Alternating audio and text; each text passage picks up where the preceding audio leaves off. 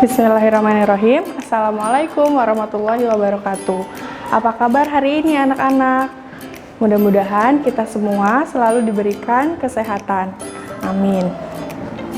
Kita akan melanjutkan tematik 5A, pembelajaran ketiga. Ya, silahkan langsung dibuka halaman 15. Ya. Pembelajaran 3, ayo mengamati. Nah, di situ ada 3 gambar A, B, dan C. Peduli terhadap hewan dan tumbuhan itu adalah salah satu contoh sikap yang mulia ya. Coba, manakah yang menunjukkan bentuk kepedulian terhadap hewan dan tumbuhan? Bisa terlihat di situ ada gambar A dan C, di mana yang gambar A itu ada seorang anak sedang memberi makan kucingnya, dan yang gambar C sedang menyiram tanaman. Sedangkan gambar yang B itu tidak mencontohkan sikap mulia. Kenapa? Karena di situ ada kucing yang sedang kelaparan tapi ia tidak memberikan makanan. Nah, kita lanjutkan. Di ayo membaca, menentukan ide pokok dari bacaan. Di kelas 4 sebelumnya sudah pernah dipelajari ya tentang ide pokok dan paragraf.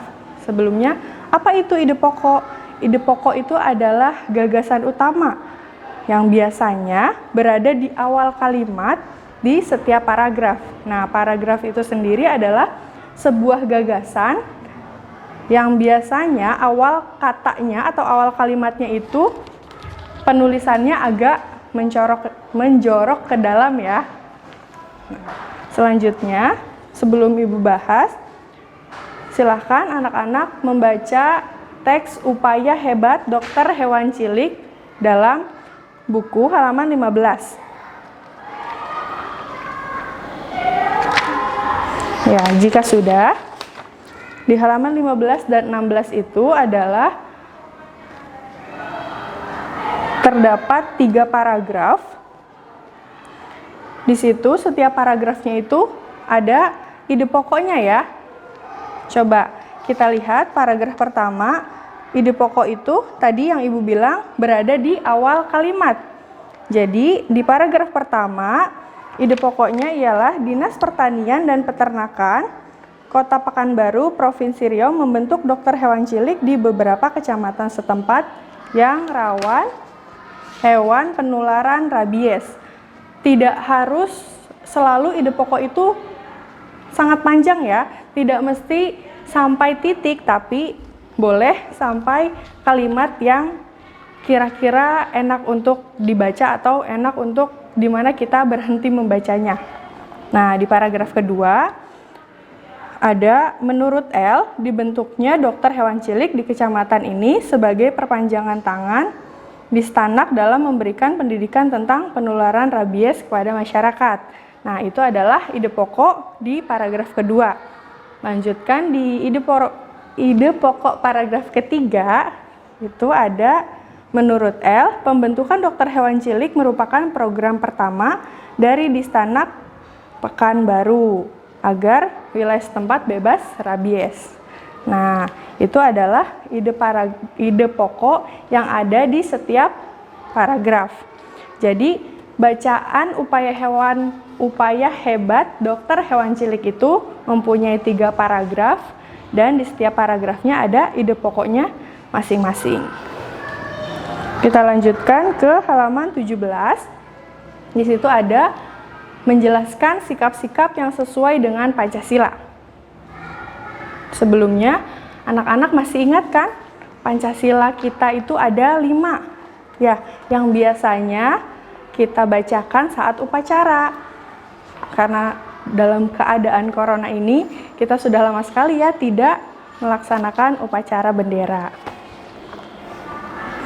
Nah, di sini ada sikap-sikap yang sesuai dengan Pancasila. Langsung saja pada sila ke-1, ketuhanan yang Maha Esa. Coba, contoh kegiatan kesehariannya yang mencerminkan sila ke-1. Kira-kira ada yang bisa menyebutkan? Banyak ya. Langsung saja, sila ke-1 itu contoh kesehariannya adalah tentang agama ya, karena agama kita Islam. Nah, biasanya dan memang sudah kewajiban kita sebagai menganut agama Islam, kita melaksanakan sholat 5 waktu. Nah, itu adalah salah satu contoh keseharian yang mencerminkan sila ke-1. Dan selanjutnya, pada sila kedua, kemanusiaan yang adil dan beradab. Apa contohnya? Contohnya ialah menghormati orang lain dan tidak membeda-bedakan. Salah satu contohnya saat kita sedang bermain, kita tidak boleh saling membedakan teman. Nah, pada sila ketiga, Persatuan Indonesia.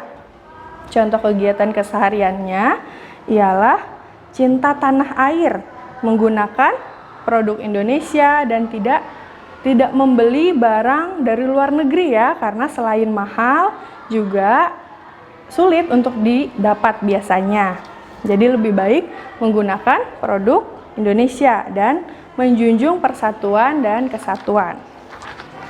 Yang keempat, sila keempat, kerakyatan yang dipimpin oleh hikmat kebijaksanaan dalam permusyawaratan perwakilan. Nah, contoh kegiatan kesehariannya ialah tidak boleh memaksakan kehendak orang lain. Atau biasanya yang kita lakukan pada masyarakat itu adalah musyawarah ya, dalam pemilihan ketua kelas, ketua RT atau ketua RW dan lain-lain ya. Itu adalah contoh kegiatan keseharian yang mencerminkan pada sila keempat. Nah, dalam sila kelima yang terakhir, yaitu keadilan sosial bagi seluruh rakyat Indonesia. Contohnya adalah saling menghargai sesama teman, sama dengan tadi ya, dengan sila kedua tidak jauh beda. Nah, kita juga harus membantu teman jika mengalami kesusahan atau kesulitan. Juga adil terhadap semua teman saat bermain. Tidak boleh membedakan karena misalkan, kamu nggak punya mainan ini, tapi aku punya, jadi aku nggak mau main sama kamu. Nah, itu tidak boleh ya, jadi harus bersama-sama, harus saling berbagi sesama teman. Itu tadi contoh-contoh kegiatan yang mencerminkan Pancasila. Nah, selanjutnya kita lanjutkan ke Ayo Mengamati yang halaman 18. Di situ ada menggambar peta kondisi geografis wilayah tempat tinggal ya. Sebelumnya, ada yang tahu Indonesia itu adalah negara kepulauan yang terbesar di dunia. Mungkin untuk saat ini data terbarunya boleh diakses di Google ya, atau di browser HP kalian masing-masing. Karena pastinya akan berbeda dan berubah. Nah, di sini Indonesia itu memiliki 5 pulau terbesar di Indonesia. Ada yang tahu apa saja? Ada Papua, Kalimantan, Sumatera, Sulawesi, dan yang terakhir adalah Pulau Jawa yang kita tempati, yang kita tinggali saat ini ya. Kebanyakan kita tinggal di Pulau Jawa. Itu adalah 5 pulau terbesar yang ada di Indonesia. Nah, sekarang Ibu minta, karena tidak mungkin ya kalian menggambar seluruh peta Indonesia gitu. Jadi Ibu mau tugasnya adalah menggambar letak wilayah tempat tinggal kalian. Bisa dari rumah ke sekolah ya. Nah, dari arah rumah ke sekolah itu kan tidak hanya jalan saja ya, pasti ada jembatan, ada pasar, atau ada perumahan-perumahan lain. Dan bisa juga kalian menggambarkan penampakan alam seperti kebun atau pepohonan atau sungai. Ya, biasanya kalau di daerah sini mungkin lebih banyak yang melewati irigasi mungkin. Seperti itu. Ya. Mungkin cukup sekian dari Ibu. Terima kasih. Tetap semangat untuk anak-anak soleh dan soleha. Assalamualaikum warahmatullahi wabarakatuh.